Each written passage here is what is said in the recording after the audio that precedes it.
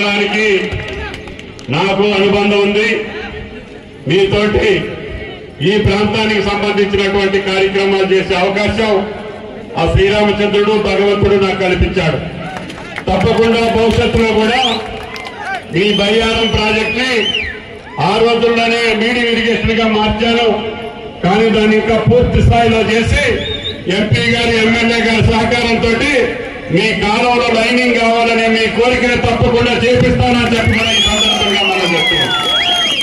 అదేవిధంగా ఆ రోజు మీరు కోరుకున్నటువంటి తులారం ప్రాజెక్ట్ ని పూర్తి చేశాం. కానీ దాని కాలాలు పూర్తి స్థాయిలో నిర్మాణం చేసి దానికి కూడా ఆయకట్టు వచ్చేటట్టుగా ఆ రైతులకు ఆనందం కలిగేటట్టుగా నా ప్రయత్నం నేను చేస్తానని చెప్పి మీకు ఈ సందర్భంగా మనం చెప్తున్నాం. బయ్యారానికి సంబంధించి మారుమూల ఉన్నటువంటి అన్ని గ్రామాలకి మసివాక్ కావచ్చు, కసివాక్ కావచ్చు, వాగులన్నిటి మీద వంతులు కట్టి ఈ మధుకర్ రెడ్డి గారి ఊరు ఉంది ఒకటి. ఈయన మొన్న 9 కోట్లు తీసుకున్నాడు నాతో మాయ చేసి మంత్రం చేసి. ఆ బ్రిడ్జి కట్టించాడు, డబుల్ రోడ్ వేయించుకుంటే ఇంతవరకు భోజనం లేదు. ఆ రాష్ట్రపతి చెప్తాను మీకు పెడతాని ఈ మీటింగ్ అసలు అక్కడ పెట్టమన్నా నేను మా అందరికీ భోజనం పెట్టాలని చెప్పా. రేపు బలరాం నాయక్ గారు గెలిచిన తర్వాత మొదటి మీటింగ్ మధుకర్ రెడ్డి బ్రిడ్జి దగ్గర జరుగుతుందని చెప్పి మీకు సందర్భంగా మనం చెప్తున్నాం. అదేవిధంగా ఈ రోజు కూడా అదే సమాజమే చేశాను. మొన్న ఆ ప్రభుత్వంలో కూడా కొత్తగూడెం నుంచి బయ్యారం మీదుగా జాతీయ రహదారి కావాలని హైదరాబాద్ కి, అది కూడా బలరాం నాయక్ గారు ఢిల్లీలో ఉంటే గతంలో కూడా ఆయన నాకు కాంగ్రెస్ ప్రభుత్వంలో ఆయన ఉన్నా, నేను వేరే ప్రభుత్వంలో తెలుగుదేశంలో ఉన్నా, నేను అడిగినటువంటి అన్ని జాతీయ రహదారులకి ఆనాడు కేంద్రంలో ప్రయత్నం చేసినటువంటి పెద్ద ఆయన బలరాం నాయక్ గారు అని చెప్పి మీకు ఈ సందర్భంగా మనం చేస్తున్నాం. కాబట్టి బలరాం నాయక్ గారు మళ్ళీ రేపు భగవంతుడి దయ వల్ల మీ దయ వల్ల మళ్ళీ కేంద్ర మంత్రి అయ్యే అవకాశం వచ్చింది బలరాం నాయక్ గారికి అని చెప్పి సందర్భంగా మనం చేస్తున్నాం. మన నాయకుడు రాహుల్ గాంధీ గారు మళ్ళీ ఇండియా కూటమికి ప్రధానమంత్రి అయితే ఆ కేబినెట్ లో బలరాం నాయక్ గారు ఉండాలనేది మన గిరిజనుల కోరిక, మన ఖమ్మం జిల్లా ప్రజల కోరిక, మన తెలంగాణ ప్రజల యొక్క కోరిక అని చెప్పి మీకు ఈ సందర్భంగా మనం చేస్తున్నాం. కాబట్టి దయచేసి ఈ పెద్ద ఆయన పార్లమెంట్ లో ఉంటే దెబ్బలాడి మనకు కావాల్సినటువంటి బయ్యార ఉక్క లేకపోతే రైల్వే కోచ్ ఫ్యాక్టరీయా విభజన చట్టంలో ఇచ్చినటువంటి అన్ని పనులు చేపించేటటువంటి బాధ్యత బలరాం నాయక్ గారి బుద్ధస్కంధాల మీద ఉంది. ఆయన కూడా పార్లమెంట్ లో ఉండి తెలంగాణ కోసం దెబ్బలాడి కాంగ్రెస్ పార్టీ గెలవకపోయినా నాకు తెలంగాణ కావాలని కోరుకున్నటువంటి బిడ్డ. ఆ తెలంగాణ రావటం వలన కాంగ్రెస్ పార్టీకి నష్టం జరిగింది. ఆంధ్ర ప్రాంతంలో కాంగ్రెస్ పార్టీకి నష్టం జరిగినా తెలంగాణ అధికారంలో రాకపోయినా సోనియా గాంధీ గారిని ఒప్పించి మెప్పించి తెలంగాణ తెచ్చినటువంటి ప్రముఖుల్లో బలరాం నాయక్ గారు ఒకరు అని చెప్పి ఈ సందర్భంగా మనం చెప్తున్నాం. కాబట్టి ఇటువంటి సామాన్యుడు మనలో కలిసిమెలిసి తిరిగేవాడు. నిన్న కాక మొన్న పాప మన తల్లి గారు చనిపోయింది. ఆ గారికి 104 సంవత్సరాలు పుణ్యాత్మరాలు. అయినా సరే ఆ బాధలో ఉండి కూడా మీ ఆశీర్వాదం కోసం, మీ యొక్క సహకారం కోసం మీ ఓటు అభ్యర్థించడానికి తెల్లారి నుంచే పాపం ఆ రోజు కాలం అయిపోయిన తెల్లారి నుంచే ఆయన జనంలోకి వచ్చి మిమ్మల్ని ఓటు అడుగుతున్నటువంటి పెద్ద ఆయన. కాబట్టి సామాన్యుడిగా మనందరిలో ఉన్నటువంటి ఒక వ్యక్తిగా బలరాం నాయక్ గారిని గెలిపించాలని చెప్పి మిమ్మల్ని అందరినీ ప్రార్థిస్తున్నాం. అదేవిధంగా రైతులకు సంబంధించి నేను మొన్న కనకయ్య గారు మీటింగ్ పెడితే గాంధీపల్లి మండలంలో చెప్పా, మీరు ఇంటికి వెళ్ళేసరికి మీ ఫోన్ మోగుద్ది, మీరు రెడీగా నిద్రపోకుండా ఉండండి అని చెప్పాను. 2000 కోట్లు ఆ రాత్రికి రాత్రి వేపించి మీ ఫోన్లు మోగించానని చెప్పి కూడా ఈ సందర్భంగా మనం చెప్తాం. 7500 కోట్లు కొత్తగూడెంలో ముఖ్యమంత్రి గారికి చెప్తే ఆయన కష్టపడి ఇబ్బంది పడి ఏం చేశాడో నాకు తెలియదు. తెల్లారిపాటికి రైతుల ఖాతాల్లో 7500 కోట్లు రైతు బంధు నిధులు వేశారు. అదే మాట మీద మేము ఉన్నాం. మళ్ళీ స్వాతంత్ర దినోత్సవం జెండా లేపే లోపల మీకు 2 లక్షల రుణమాఫీ చేసేటటువంటి బాధ్యత కాంగ్రెస్ ప్రభుత్వాన్ని, రేవంత్ రెడ్డి గారి ప్రభుత్వాన్ని చెప్పి ఈ సందర్భంగా మనం చేస్తున్నాం. ఇంకా వ్యవసాయదారులకు కావాల్సినటువంటి ఇన్సూరెన్స్ పథకాన్ని తప్పకుండా మీకు అమలు చేసేటటువంటి బాధ్యత. నిన్న కాక మన వచ్చినటువంటి వానల వల్ల, వర్షాల వల్ల, అకాల వర్షాల వల్ల పంట నష్టపోతే ఎకరానికి 10,000 ఇవ్వమని చెప్పి ముఖ్యమంత్రి గారిని అడిగాను. అవి కూడా ఈ రోజు రిలీజ్ చేస్తున్నారు. ఈ రకంగా రైతుకి ఎక్కడ ఇబ్బంది వచ్చినా, భవిష్యత్తులో ఇటువంటి అకాలమైనటువంటి పరిస్థితులు వచ్చి పంట నష్టపోతే మీ పంటకి ఇన్సూరెన్స్ ఇప్పించేటటువంటి బాధ్యత కాంగ్రెస్ ప్రభుత్వం ఉంది, రేవంత్ రెడ్డి గారి ప్రభుత్వం ఉంది అని చెప్పి మీకు ఈ సందర్భంగా మనం చేస్తున్నాం.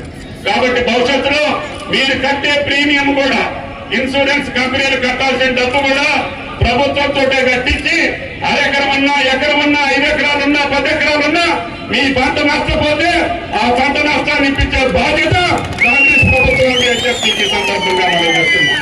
కాబట్టి దయచేసి బయ్యారం మండలం నాకు అత్యంత ఆప్యాయత కలిగినటువంటి మండలం, అభిమానం కలిగినటువంటి మండలం. కనకయ్య గారికి, మధుకర్ రెడ్డి గారికి, ఈయన మంత్రగాడు, పెద్ద మంత్రగాడు మధుకర్ రెడ్డి. కాబట్టి జాగ్రత్తగా చూడండి. ఇంకా మిగిలిపోయిన పనులుంటే ఆయన్ని ఇబ్బంది పెట్టి బలరాం నాయక్ గారి దగ్గర, కనకయ్య గారి దగ్గర దెబ్బలాడి చేపించే బాధ్యత మధుకర్ రెడ్డి గారిది అని చెప్పి మీకు ఈ సందర్భంగా మనం చేస్తాం. అంటే నువ్వే మంత్రాలు చేస్తావు పనులు. కాబట్టి తప్పకుండా అందరి తరఫున బాధ్యత ఏదున్నా సరే వాళ్ళిద్దరి దగ్గర లెటర్ పట్టుకొని నా దగ్గరికి రావాలి. కేంద్రంలో పని ఉంటే పోడు భూములకు సంబంధించి కానీ, ఫారెస్ట్ కి సంబంధించిన పని కానీ, క్లియరెన్స్లు కానీ, నేషనల్ హైవేస్ కానీ, రైల్వేస్ కానీ ఏ పని ఉన్నా అన్న బలరాం నాయక్ గారిని అడుక్కుంటాం. ఆయన గారి కేంద్రంలో పరిచయం ఉంది, మంత్రిగా చేసినటువంటి పెద్ద ఆయన. రాహుల్ గాంధీ గారి దగ్గరికి, సోనియా గాంధీ గారి దగ్గరికి నేరుగా వెళ్ళగలిగేటటువంటి ఎంపీ మన బలరాం నాయక్ గారు గాని గుర్తుపట్టుకొని నువ్వు తెలంగాణ కోసం దెబ్బలాడావు బిడ్డ, నేను తెలంగాణ ఇచ్చాను, నువ్వు ఈసారి గెలిచి రావాలని చెప్పి మొట్టమొదటి లిస్ట్ లో మొట్టమొదటి పేరు రాసి బలరాం నాయక్ గారిని మన దగ్గరికి పంపించింది సోనియా గాంధీ గారు అని చెప్పి ఈ సందర్భంగా మనం చేస్తుంది. కాబట్టి దయచేసి ఆమె గారి నమ్మకాన్ని, బలరాం నాయక్ గారి మంచితనాన్ని, రేవంత్ రెడ్డి గారి యొక్క ఆశీర్వాదాన్ని మీరు గెలిపించాలి. వానల వల్ల, వర్షాల వల్ల, అకాల వర్షాల వల్ల పంట నష్టపోతే ఎకరానికి 10,000 ఇవ్వమని చెప్పి ముఖ్యమంత్రి గారిని అడిగాను. అవి కూడా ఈ రోజు రిలీజ్ చేస్తున్నా. ఈ రకంగా రైతుకి ఎక్కడ ఇబ్బంది వచ్చినా, భవిష్యత్తులో ఇటువంటి అకాలమైనటువంటి పరిస్థితులు వచ్చి పంట నష్టపోతే మీ పంటకి ఇన్సూరెన్స్ ఇప్పించేటటువంటి బాధ్యత కాంగ్రెస్ ప్రభుత్వం ఉంది, రేవంత్ రెడ్డి గారి ప్రభుత్వం ఉంది అని చెప్పి మీకు ఈ సందర్భంగా మనం చేస్తున్నాం. కాబట్టి భవిష్యత్తులో మీరు కట్టే ప్రీమియం కూడా, ఇన్సూరెన్స్ కంపెనీలు కట్టాల్సిన డబ్బు కూడా ప్రభుత్వంతో కట్టించి అరెకరమన్నా, ఎకరమన్నా, 5 ఎకరాలున్నా, 10 ఎకరాలున్నా మీ పంట నష్టపోతే ఆ పంట నష్టాన్ని ఇప్పించే బాధ్యత కాంగ్రెస్ ప్రభుత్వం అని చెప్పి ఈ సందర్భంగా మనం చేస్తున్నాం. కాబట్టి దయచేసి బయ్యారం మండలం నాకు అత్యంత ఆప్యాయత కలిగినటువంటి మండలం, అభిమానం కలిగినటువంటి మండలం. కనకయ్య గారికి, మధుకర్ రెడ్డి గారికి, ఈయన మంత్రగాడు, పెద్ద మంత్రగాడు మధుకర్ రెడ్డి. కాబట్టి జాగ్రత్తగా చూడండి. ఇంకా మిగిలిపోయిన పనులుంటే ఆయన్ని ఇబ్బంది పెట్టి బలరాం నాయక్ గారి దగ్గర, కనకయ్య గారి దగ్గర దెబ్బలాడి చేపించే బాధ్యత మధుకర్ రెడ్డి గారిది అని చెప్పి మీకు ఈ సందర్భంగా మనం చేస్తాం. అంటే నువ్వే మంత్రాలు చేస్తావు పనులు. కాబట్టి తప్పకుండా అందరి తరఫున బాధ్యత ఏదున్నా సరే వాళ్ళిద్దరి దగ్గర లెటర్ పట్టుకొని నా దగ్గరికి రావాలి. కేంద్రంలో పని ఉంటే పోడు భూములకు సంబంధించి కానీ, ఫారెస్ట్ కి సంబంధించిన పని కానీ, క్లియరెన్స్లు కానీ, నేషనల్ హైవేస్ కానీ, రైల్వేస్ కానీ ఏ పని ఉన్నా అన్న బలరాం నాయక్ గారిని అడుక్కుంటాం. ఆయన గారి కేంద్రంలో పరిచయం ఉంది, మంత్రిగా చేసినటువంటి పెద్ద ఆయన. రాహుల్ గాంధీ గారి దగ్గరికి, సోనియా గాంధీ గారి దగ్గరికి నేరుగా వెళ్ళగలిగేటటువంటి ఎంపీ మన బలరాం నాయక్ గారు అని చెప్పి ఈ సందర్భంగా గాని గుర్తుపట్టుకొని నువ్వు తెలంగాణ కోసం దెబ్బలాడావు బిడ్డ, నేను తెలంగాణ ఇచ్చాను, నువ్వు ఈసారి గెలిచి రావాలని చెప్పి మొట్టమొదటి లిస్ట్ లో మొట్టమొదటి పేరు రాసి బలరాం నాయక్ గారిని మన దగ్గరికి పంపించింది సోనియా గాంధీ గారు అని చెప్పి ఈ సందర్భంగా మనం చేస్తుంది. కాబట్టి దయచేసి ఆమె గారి నమ్మకాన్ని, బలరాం నాయక్ గారి మంచితనాన్ని, రేవంత్ రెడ్డి గారి యొక్క ఆశీర్వాదాన్ని మీరు గెలిపించాలి. పెద్ద మెజారిటీ తీసుకురావాలి. ఈ రోజుల్లో చంద్రరెడ్డి గారు కూడా పెద్ద ఎత్తున కష్టపడి, ఆయనకి ఇబ్బంది ఉన్నా, ఆరోగ్యపరంగా ఇబ్బంది ఉన్నా, ఆయన జిల్లా మొత్తం తిరిగి బలరాం నాయక్ గారి గెలుపు కోసం పనిచేస్తున్నారు.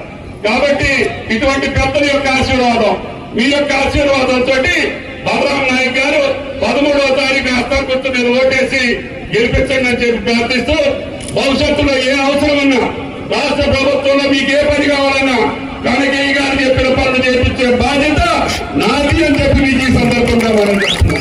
కాబట్టి నేను ఇప్పుడు ఇంకా ఖమ్మం మీటింగ్కి వెళ్ళాలి. మళ్ళీ ఇంకో మీటింగ్ హాల్ చేసి వచ్చా. కనుక నాకు రాత్రి చెప్పాడు తప్పకుండా వస్తాను, బయ్యారం మీటింగ్ నేను వదిలిపెట్టను అని చెప్పి. కాబట్టి ఆలస్యమైంది, మన్నించమని చెప్పి ప్రార్థిస్తూ పెద్ద ఎత్తున మీరు వచ్చినటువంటి జనాభా అందరికీ, ప్రజలందరికీ కాంగ్రెస్ పార్టీ కార్యకర్తలకి, నాయకులకి, అభిమానులందరికీ ధన్యవాదాలు తెలియజేస్తా సెలవు తీసుకుంటున్నా. జై కాంగ్రెస్.